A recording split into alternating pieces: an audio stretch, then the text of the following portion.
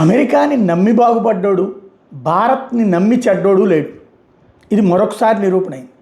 మన పక్కన ఉన్నటువంటి శ్రీలంక కావచ్చు, బంగ్లాదేశ్ కావచ్చు, భూటాన్ కావచ్చు, నేపాల్ కావచ్చు, వీళ్ళందరికీ అనేక సార్లు మనతో విభేదిస్తారు, మనల్ని దెబ్బకొట్టే ప్రయత్నిస్తారు. వాళ్ళ ప్రజలు ఇక్కడికి వచ్చి బతుకుతుంటే ప్రోత్సహిస్తారు, సైలెంట్గా నడిపిస్తుంటారు.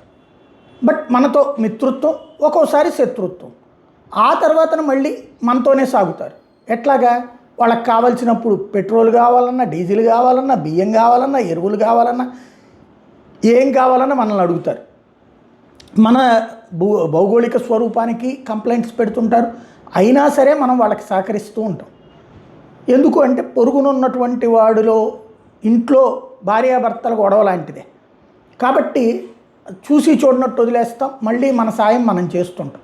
మరీ అతిగా పోయినటువంటి సందర్భంలో మాల్దీవులకి ఇచ్చినటువంటి చిన్న సైజు షాక్ ఇచ్చి మళ్ళీ సెటరేట్ చేసుకుంటాం. అయితే మళ్ళీ కాంగ్రెస్ వచ్చేటప్పటికి వివాదాస్పదమైన పాత్రే పోషించింది. లైక్ నేపాల్ని సర్వనాశనం చేసుకుంది. నేపాల్తో సంబంధాలు కాంగ్రెస్ వాళ్ళనే. భూటాన్తో గొడవలు కూడా అట్లాంటివి. అయితే బీజేపీ ఉన్నటువంటి సందర్భంలో దాన్ని చక్కదిద్దే ప్రయత్నం చేస్తుంటుంది. అది ఏళ్ల తరబడి సాగినటువంటి వ్యవహారం. ఇప్పుడు వచ్చేటప్పటికి ఈ మాట ఎందుకు చెప్పాల్సిందంటే, చైనా, తైవాన్ ఈ ఇద్దరి మధ్యన సంబంధాలు. తైవాన్ని ఆక్రమించుకోవాలని చైనా ప్రయత్నం. తైవాన్ అనేటువంటిది తన దేశంలో భాగం ఉంటుంది చైనా. వాస్తవంగా నిజం అది. ఎట్లా తైవాన్లో చైనా భాగం కానీ చైనాలో తైవాన్ భాగం కాదు. తైవాన్ అనే దేశంలో చైనా ఒక భాగం. విడిపోయాక హెడ్ క్వార్టర్ కూడా నాదేనంటుంది. సరే, వీళ్ళు చైనాతో పోటీ పడి ఎదక్కపోవడం వీళ్ళ దురదృష్టం. అంత భూభాగం కూడా వీళ్ళ దగ్గర లేదు. చైనా ఎక్స్పాండ్ అయినటువంటి కమ్యూనిస్టు ఐడియాలజీతో అక్కడ నడుపుకెళ్ళారు. ఇక్కడ కూడా కమ్యూనిస్ట్ ఐడియాలజీనే ఉండేది. బట్ ఆ తరహా మెంటాలిటీని యాక్సెప్ట్ చేయనట్టు నియంతృత్వ ధోరణి. ఇప్పుడు దాన్ని ఆక్రమించుకోవడానికి సిద్ధపడేటటువంటి చైనాకి సుదీర్ఘకాలం అమెరికా అధ్యక్షులు అండగా నిలిచారు తైవాన్కి. ఆ తైవాన్కి సాయం చేస్తూ వచ్చారు. ట్రంప్ కూడా మొన్నటిదాకా భీకరమైన ప్రతిజ్ఞలు చేశాడు, తైవాన్ జోలికి వెళ్తే కుదరదే. నేను చైనాకి వెళ్ళొచ్చాక ఇప్పుడు మాట మార్చేశాడు. చైనా చాలా శక్తివంతమైన దేశం, తైవాన్ని ఆక్రమించుకోగలిగిన దేశం, అప్పుడు ఏమీ చేయలేదు అది అన్నటువంటి ఒక దిక్కుమాలినటువంటి ప్రకటన.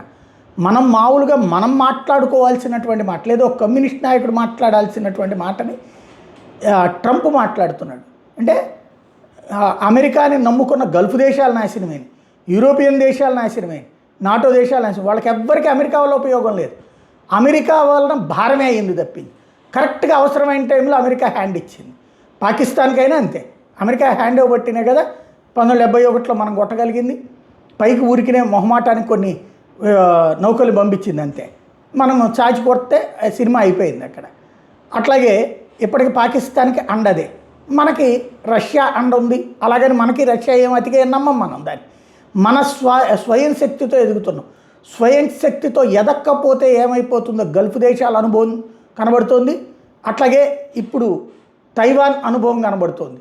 భవిష్యత్తులో పాకిస్తాన్ కూడా అదే అనుభవం రావచ్చు. ఇజ్రాయెల్ కనుక పాకిస్తాన్ మీద దాడి చేయడం ప్రారంభిస్తే అమెరికా ఇజ్రాయెల్ అంతటి శక్తివంతమైన దేశంతో యుద్ధం ఎందుకు అంటదన్నమాట.